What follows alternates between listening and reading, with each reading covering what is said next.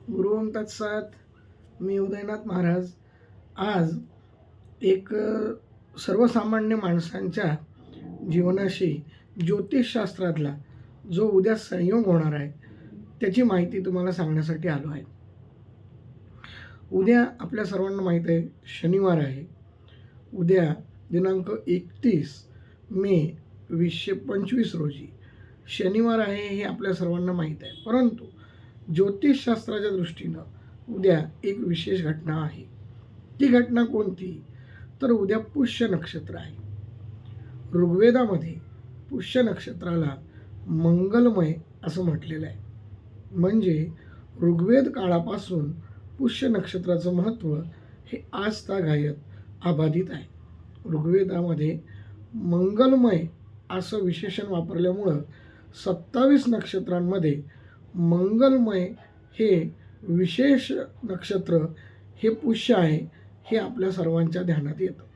आता पुष्य म्हटलं की आपल्याला फक्त गुरुपुष्यामृत एवढंच माहीत आहे. परंतु तसं नसून गुरु, रवी आणि शनी ह्या 3 वारी पुष्य नक्षत्र विशेष शुभ मानलेलं आहे. ज्योतिषशास्त्रानुसार सर्व मान्यतेनुसार उद्या शनिवारी पुष्य नक्षत्राचा संयोग होतो आहे. तो अत्यंत विशेष आणि महत्त्वपूर्ण आहे. आपल्याला माहीत आहे की पुष्य नक्षत्र मंगलमय आहे. विशेष करून गृहिणींसाठी सोने खरेदी म्हटलं की गुरुपुष्यामृत आहे का हे कॅलेंडरमध्ये शोधायला, दिनदर्शिकेत शोधायला गृहिणी अगदी उत्सुक असतात.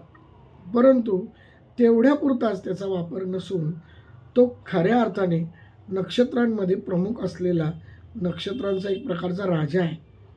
आता हा पुष्य नक्षत्राचा महिमा आणि उद्याचा शनिवार याचं काय बाबा महत्त्व आहे?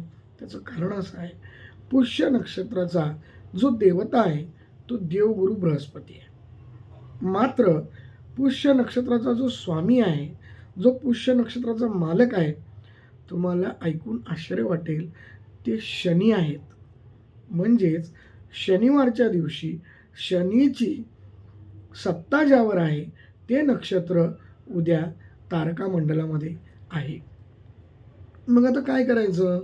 म्हणजे अर्थातच आपल्याला ऐकून कळलं की शनी ज्याचा स्वामी आहे असे नक्षत्र म्हणजे पुष्य आणि उद्या शनिवार हा विशेष आहे. आता याच्या पुढची माहिती तुम्ही जरा व्यवस्थित ऐका.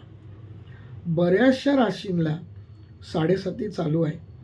काही राशींना 7.5 नसताना सुद्धा जन्मकुंडलीनुसार शनी अशुभ फळ देतात. अशा व्यक्तींसाठी म्हणजे दोन्ही प्रकारच्या व्यक्तींसाठी, ज्यांना 7.5 चालू आहे त्यांच्यासाठी सुद्धा आणि ज्यांना जन्मकुंडलीनुसार शनी महाराज काही अशुभ फळं देतात अशा व्यक्तींसाठी सुद्धा उद्याचा योग हा अत्यंत महत्त्वपूर्ण आहे. उद्याचा शनिपुष्य हा खऱ्या अर्थाने अत्यंत महत्त्वपूर्ण आहे. आता याच्यामध्ये कमी खर्चाचे, सहज करता येण्यासारखे आणि सोपे उपाय मी तुम्हाला सांगणार आहे. ते 3 उपाय आहेत. पहिला उपाय, सायंकाळच्या वेळी शुचिर्भूत होऊन देवाजवळ गाईच्या तुपाचा दिवा लावायचा. दिवा लावल्यानंतर आपल्या कुलदेवतेचं, ग्रामदेवतेचं, मातापित्यांचं, इष्टदैवतेचं आणि अर्थातच प्रथम पूज्य असलेल्या मंगलमूर्ती गणनायाचं आपण पूजन मनोभावे करायचं. त्यानंतर मात्र दशरथकृत शनिस्तोत्र हे किमान 3 वेळा स्वतःच्या कानांना ऐकू येईल अशा आवाजात म्हणायचं. हा पहिला उपाय. दुसरा उपाय, वृक्षांमध्ये पिंपळाला पुष्य मानलेलं आहे. कळलं का तुम्हाला? म्हणजे पुष्य नक्षत्राचा वृक्ष जर कोणता असेल तर तो पिंपळ आहे. आता हा दुसरा उपाय. उद्या तुम्हाला शक्य झालं तर गुलाब, केवडा किंवा हिना ह्या 3 पैकी कोणतंही अत्तर तुम्ही घ्यायचं. आपल्या ऐपतीप्रमाणे घ्या. अत्तर बाजारामध्ये अगदी 15 रुपयापासून ते 1500 रुपयापर्यंत तोळा या भावाने मिळणारी सुद्धा असतात. आपल्या ऐपतीप्रमाणे योग्य पद्धतीचं थोडंसं सुगंधी असणारं ह्या 3 पैकी गुलाब, केवडा किंवा हिना, शक्यतो हिना मिळाला तर उत्तम, हे अत्तर तुम्ही घ्यायचं. सायंकाळी 5:15 वाजल्यापासून 7:15 वाजण्याच्या मध्यंतरीच्या काळात तुम्हाला जी योग्य वेळ असेल या कालखंडातली ती तुम्ही निवडायची आणि पिंपळाच्या झाडाजवळ जायचं, त्याला नमस्कार करायचा आणि आपल्या मनातली इच्छा त्याला 3 वेळा सांगायची. याचा प्रभाव 6 महिन्यापर्यंत असतो. तुम्ही अत्यंत मनोभावे, जणू काही आपण जगन्नियंत्या परमेश्वरालाच आपलं गाऱ्हाणे सांगतोय. आणि भगवद्गीतेमध्ये प्रमाण आहे, अश्वस्थोहम, भगवान कृष्ण सांगतात की वृक्षामध्ये मी अश्वस्थ आहे, म्हणजे पिंपळ आहे, म्हणजे तो विष्णू स्वरूप आहे असं म्हणून त्याच्याजवळ जाऊन आपल्या मनातली इच्छा 3 वेळा म्हणायची आणि त्यानंतर ते पूर्ण अत्तर त्या बुंध्याला, खोडाला अर्पण करायचं, म्हणजे लावायचं किंवा त्या ठिकाणी ओतायचं, प्रणाम करायचा आणि मनोभावे घरी यायचं. कोणाशीही न बोलता घरी यायचं आहे. सर्वात महत्त्वाचा नियम हा आहे. म्हणजे आता तुम्ही दुसरा उपायसुद्धा व्यवस्थित ऐकला. आता तिसरा उपाय. आता गुरुपुष्यामला आपण गुरुपुष्यामृत योगावरती सोनं खरेदी करतो हे बहुतेकांना माहीत आहे. पण शनिपुष्यावरती चांदी घ्या. तुमच्या ऐपतीप्रमाणे 100 रुपयापासून 1000 रुपयापर्यंतची चांदी तुम्ही घ्या. तिचा कोणताही बनवलेली वस्तू, चांदीचा बनवलेला कोणताही ऐवज, दागिना किंवा एखादा अलंकार, अगदीच नाही देवासमोर ठेवण्यासाठी एखादी वस्तू घ्या.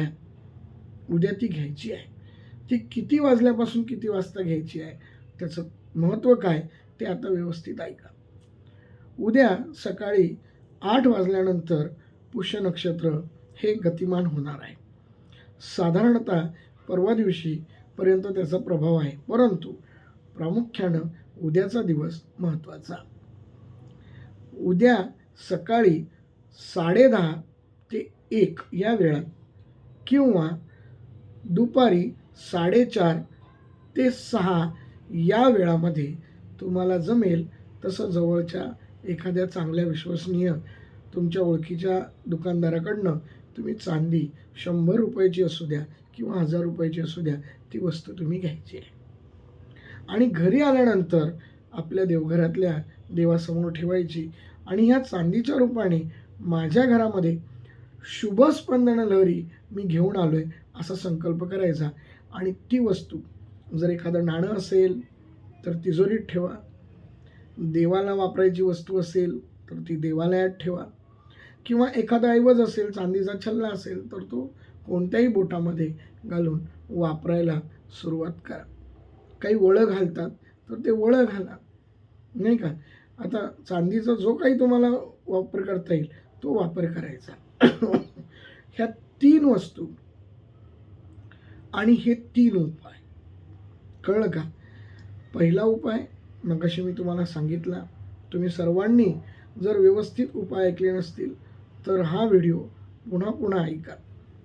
दशरथकृत शनिस्तोत्र पहिल्या उपायामध्ये सांगितले. दुसऱ्या उपायामध्ये पिंपळाची म्हणजे अस्वस्थ वृक्षाची पूजा करायला सांगितली आणि तिसऱ्या उपायामध्ये मी तुम्हाला चांदीची वस्तू घरी आणायला सांगितलेली आहे.